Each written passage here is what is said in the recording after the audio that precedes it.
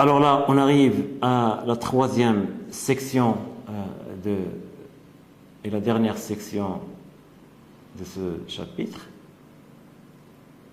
C'est le post-taylorisme, ou bien l'école des relations humaines. L'école des relations humaines, par des caractères démotivants de l'OST, et avance que cette démotivation-là peut être même un frein à l'augmentation de la productivité. Si par exemple l'OST et le Fordisme avaient comme objectif l'augmentation de la productivité, les conditions créées au sein de l'entreprise peuvent devenir en même temps un obstacle vers l'augmentation de cette productivité à cause justement de la démotivation des travailleurs. Cette critique de l'OST par ce courant de pensée qui est l'école des relations humaines a été empiriquement démontrée, ça veut dire cette critique s'est basée sur des recherches empiriques dans des entreprises.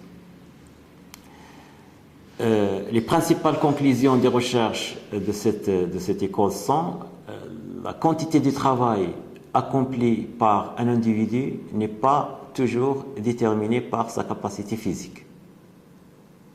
L'approche taylorienne, donc pour Taylor, il fallait choisir les hommes selon leur capacité à travailler. Or, il s'est démontré que la quantité du travail ne dépend pas de la capacité physique d'une personne, mais plutôt par sa capacité sociale, c'est-à-dire son intégration sociale. Si une personne est bien intégrée, s'il se sent heureuse au sein de son travail, son rendement sera meilleur. Au contraire, s'il est démotivé, quelle que soit sa capacité physique, son rendement ne sera pas bon. Ça, c'est parmi les résultats qui ont découlé des recherches empiriques menées par des chercheurs en organisation. Deuxième résultat, c'est que les récompenses non financières, telles que l'estime, les relations sociales, la reconnaissance, etc., jouent un rôle essentiel dans la motivation. Autrement dit, les récompenses financières ne sont pas toujours suffisantes pour la motivation des gens. Donc il faut, en plus des récompenses financières, qu'il y ait l'estime, qu'il y ait la reconnaissance pour vraiment motiver la personne. Troisième résultat qui découle des recherches des courants des relations humaines, c'est que la spécialisation de l'OST n'est pas la forme la plus efficace de l'organisation du travail. Donc, pour l'OST, il y a une seule forme de l'organisation du travail, c'est la spécialisation du travail. Or, il s'est avéré qu'il y a d'autres formes qui peuvent être plus efficaces que l'organisation basée sur la spécialisation du travail. En effet, les employés ne réagissent pas en tant qu'individus, mais en tant que membres d'un groupe ayant sa propre logique de fonctionnement et de valeurs. Les hommes au travail ne fonctionnent pas en tant qu'êtres individuels dont l'intérêt est donné essentiellement à la récompense financière, mais ils agissent en tant que membres d'un groupe qui a sa propre logique de fonctionnement et ses propres valeurs. Il y a là tout un ensemble d'auteurs, tout un ensemble de courants théoriques, mais si on veut citer les principaux auteurs de cette école, on ne peut pas oublier Kurt Lewin avec sa théorie des dynamiques des groupes, qui cite effectivement que les hommes au travail agissent en groupe avec des normes, une culture particulière qui leur est particulière. On ne peut pas aussi oublier de citer Maslow avec la hiérarchie des besoins et que montre effectivement qu'au sein de l'entreprise, il n'y a pas tout simplement des besoins physiologiques, mais l'on peut développer toute une échelle de besoins qu'il faut satisfaire. Il faut citer aussi Herzberg, qui parle de la motivation des hommes et qui parle des facteurs d'hygiène,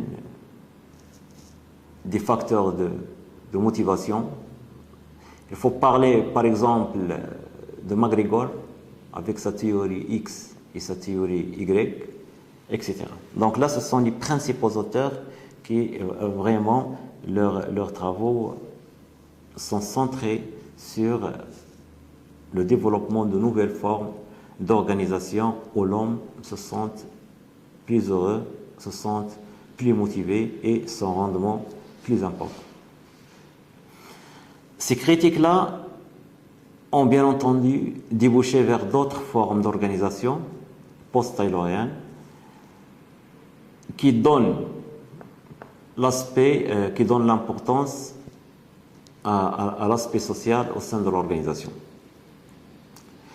Si on veut résumer un peu ces formes d'organisation post-taylorienne, on peut dire qu'elles ont tout d'abord un aspect défensif.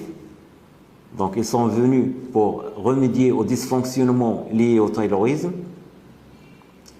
Ils constituent une nouvelle forme de compétitivité économique ou de stratégie compétitive.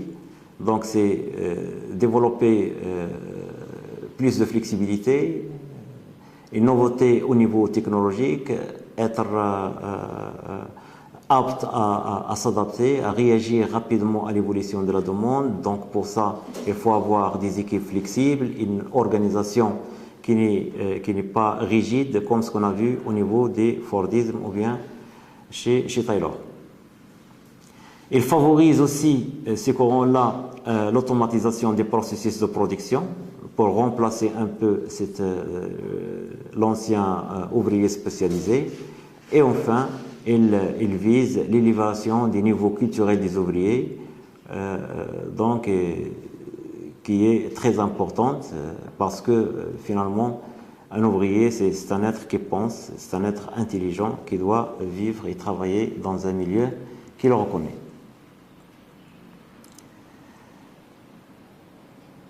Bon, ce courant-là a développé plusieurs formes d'organisation qui donnent plus de flexibilité et d'autonomie aux salariés. On parle de la rotation des postes, donc l'ouvrier occupe successivement différents postes de travail. Donc c'est moins de monotonie, une vision plus globale des processus de production, une responsabilisation accrue. Donc l'ouvrier n'est plus la pseudo-machine fixée à un poste de travail qui fait le même geste répétitif à longueur de journée, mais c'est un être qui peut acquérir de nouvelles connaissances, qui peut pratiquer son intelligence, qui peut assumer une responsabilité, etc. On parle aussi de l'élargissement des tâches, donc les tâches sont moins fragmentées et donc nécessairement plus intéressantes. Donc au lieu de faire toute une petite tâche, on essaie d'élargir un peu les tâches pour qu'elles soient plus intéressantes à réaliser.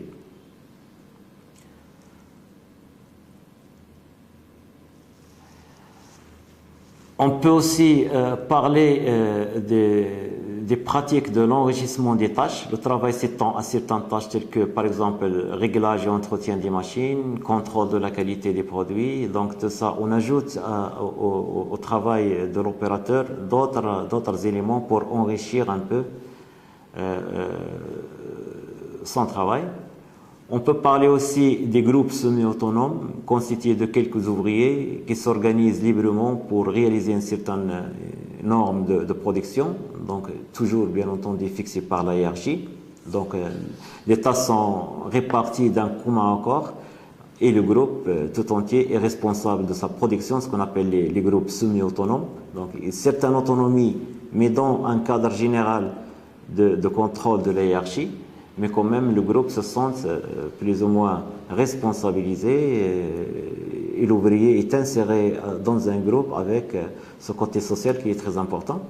On peut parler aussi des cercles de qualité, donc des groupes de volontaires qui se réunissent pour améliorer la qualité des produits, les performances réalisées, etc. Donc il y a ce courant de pensée qui vient critiquer l'organisation scientifique du travail, a donné lieu au développement de plusieurs formes d'organisation qui donnent l'importance au côté social et qui essayent de réduire un peu ce caractère pénible, aliénant et difficile du travail tel qu'il a été imposé par l'organisation scientifique du travail et dont le seul objectif était l'amélioration de la productivité.